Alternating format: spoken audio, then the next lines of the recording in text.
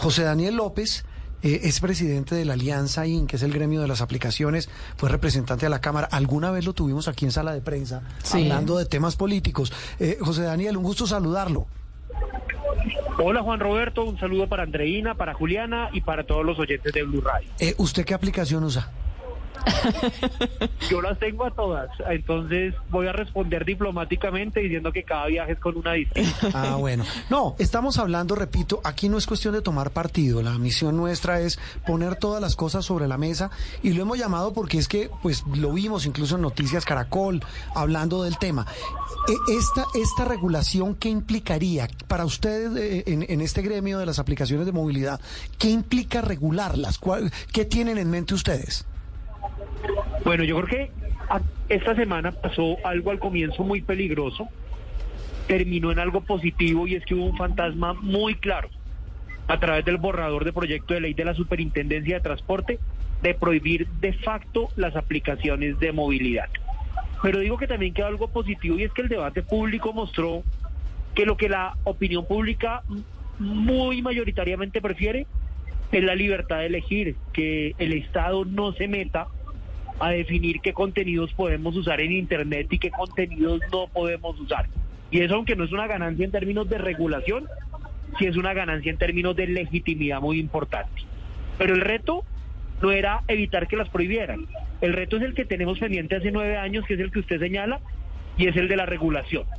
Y en nuestra opinión, ¿cuáles deben ser los puntos esenciales de la regulación de las aplicaciones de movilidad? El primero es poner el tema social en el centro y proteger a 100.000 personas o 100.000 familias que viven de esto, total o parcialmente. Y la mejor forma de protegerlas es reglamentando la actividad a la que se dedican para que no siga ocurriendo lo que ocurre hoy. Y es que estas plataformas pagan impuestos, están en el índice de temas de la reforma laboral, pero los conductores que las usan viven muertos del susto de las multas y de las inmovilizaciones de la policía de tránsito. Entonces, en ese punto, en el punto, digamos, de las garantías legales para prestación del servicio, está una primera prioridad. En segundo lugar, y usted lo decía, esto no es de bandos, Juan Roberto.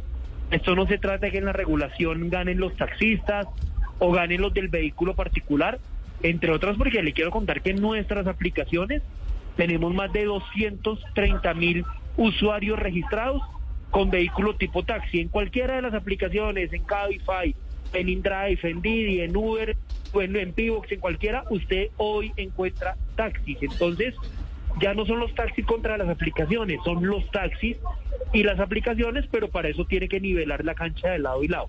Claro. Los taxistas, por ejemplo, tienen un régimen de seguros estricto, mucho más que tal vez el de los vehículos particulares en donde no hay ningún estándar legal. Hay seguros que ponen las compañías, las aplicaciones, pero por autorregulación, no por obligación legal.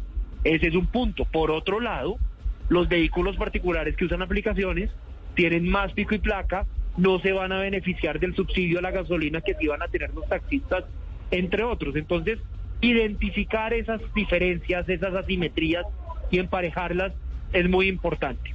Y tercero, y con esto cierro un poco lo que nos imaginamos que es la regulación, es ver cómo la regulación genera contraprestaciones por parte de las aplicaciones y cómo, por ejemplo, podemos aprovechar la regulación, podemos aprovechar el potencial que tenemos para traer más vehículos eléctricos, más taxis eléctricos en Colombia, y ojalá esta fuera una oportunidad también para avanzar en movilidad sostenible. Punto clave, José Daniel. Usted mencionaba 9 años y es que efectivamente desde que llegó la primera plataforma estamos hablando de la regulación. Es un tema que ha seguido pendiente. Quiero preguntarle en este punto, ¿cuál cree usted que es la diferencia para avanzar finalmente hacia esa regulación o qué tan viable ve usted que en este momento sí se concrete esa regulación que están pidiendo? Yo veo 3 elementos que han cambiado. Primero, es que el taxismo y las aplicaciones que antes eran mundos opuestos, hoy sí es verdad que hay unos taxistas que se oponen, pero hoy el grueso de los taxistas operan también a través de aplicaciones de movilidad como las nuestras. Sí. Lo hacen porque así consiguen más trabajo y lo hacen porque así viajan más seguros porque pueden identificar a sus usuarios. Eso es una realidad social que cambió este negocio para siempre. Segundo, yo creo que eso pasó fue esta semana es que la gente, la opinión pública se decantó, no del lado de las aplicaciones o de los taxis, se decantó del lado de la libertad de elegir y del lado de proteger el trabajo de 100.000 personas que viven de esto, y creo que eso le manda al gobierno y al Congreso un mensaje muy poderoso.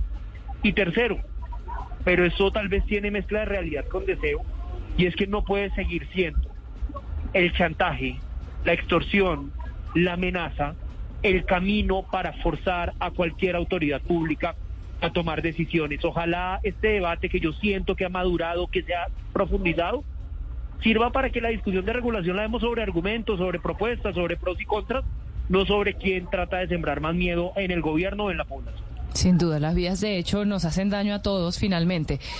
Pero, José Daniel, usted hablaba ahora de nivelar la cancha y hablaba de algunas situaciones de las que se verían beneficiados los taxistas y no los conductores de las plataformas, por ejemplo, el tema de los subsidios a la gasolina, del pico y placa. Sin embargo, yo esta semana ahora decía que yo uso Uber, soy recurrente usuaria de Uber, sin embargo también uso taxi, y esta semana también estuve con un taxista justo hablando de este tema y él me decía, mira, nosotros entendemos, todos tenemos derecho a trabajar, pero yo pagué 150 millones de pesos por adquirir este taxi.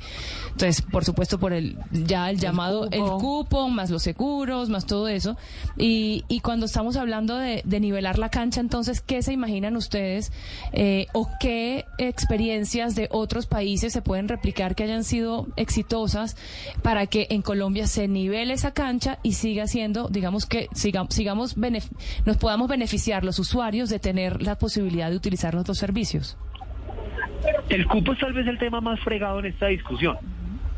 Al cupo lo crean algunas autoridades pensando en limitar la cantidad de taxis que circulan en la ciudad de una manera bien intencionada.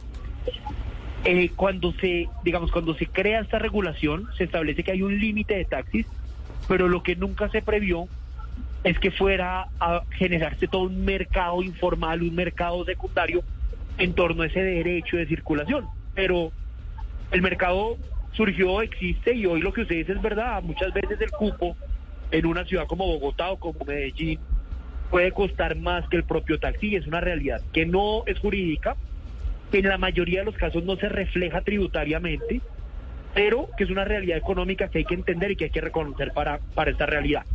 Ahí hay muchos caminos, desde la eliminación del sistema de cupos en las ciudades, que es un camino que han tomado varios países del mundo, hasta levantarlo, por ejemplo, para que los cupos no apliquen cuando hablemos de taxis eléctricos, hasta crear sistemas graduales de desmonte, pero sin duda hacia donde debemos avanzar, por supuesto, reconociendo la realidad de quienes tienen esos activos patrimoniales, es hacia el desmonte de este tipo de monopolios que han demostrado más resultados negativos que positivos. Y le puedo decir lo que definitivamente no podemos hacer. Lo que sí sería una equivocación absoluta es replicar el modelo de los cupos en los vehículos particulares que operan a través de plataformas digitales, porque lo que vamos a hacer es multiplicar por dos prácticas monopólicas y mercados informales que se han dado a partir del tema de los cupos. José Daniel, ¿cómo están hoy los canales de comunicación para concertar esta regulación con los taxistas, con el ministerio y las diferentes entidades involucradas? Nosotros desde Alianza IN tenemos toda la voluntad de diálogo con el gobierno. Hemos tenido siempre una conversación tranquila, sin presiones indebidas, por supuesto fuerte dentro del respeto cuando se trata de desacuerdos. También hemos hablado con los líderes de los conductores que usan aplicaciones. Con el taxismo hemos hablado con varios de ellos, no con todos los actores, pero creemos que acá tiene que haber una discusión amplia en donde todos participemos, donde no entendamos esto como un ejercicio en el que unos ganan y otros pierden. Y sí creo que al gobierno y en particular al ministro de Transporte le corresponde un liderazgo político enorme para lograr generar voluntad en todos los que estamos en esta discusión. Sí, y ahí ese liderazgo nos queda unos instantes, José Daniel, simplemente para reflexionar que al final del camino, repito, como lo ha dicho a lo largo de este diálogo, es un tema no solamente de movilidad, sino también un tema social y un tema de economía, no solamente para quienes trabajan, sino para quienes reciben ese servicio. Sí, así es, y es la libertad de elegir. Vea, le doy cifras. Sí. Tenemos 8 millones de usuarios registrados en nuestras aplicaciones. 8 millones registrados, ¿qué significa? ¿En cuánto tiempo?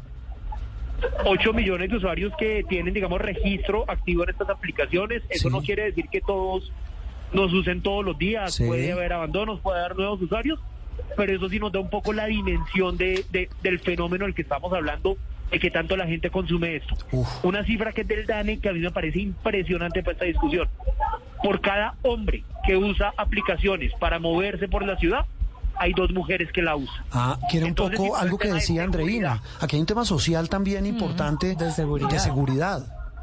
De seguridad, de calidad, pero además de equidad de género, de respeto. Ajá, y de hay empleo. unos atributos Sí, de las aplicaciones que tampoco potenciar. uno puede, José Daniel y compañeras, estigmatizar a los señores de los taxis. Yo siempre abogo por ese equilibrio para evitar esas generalizaciones.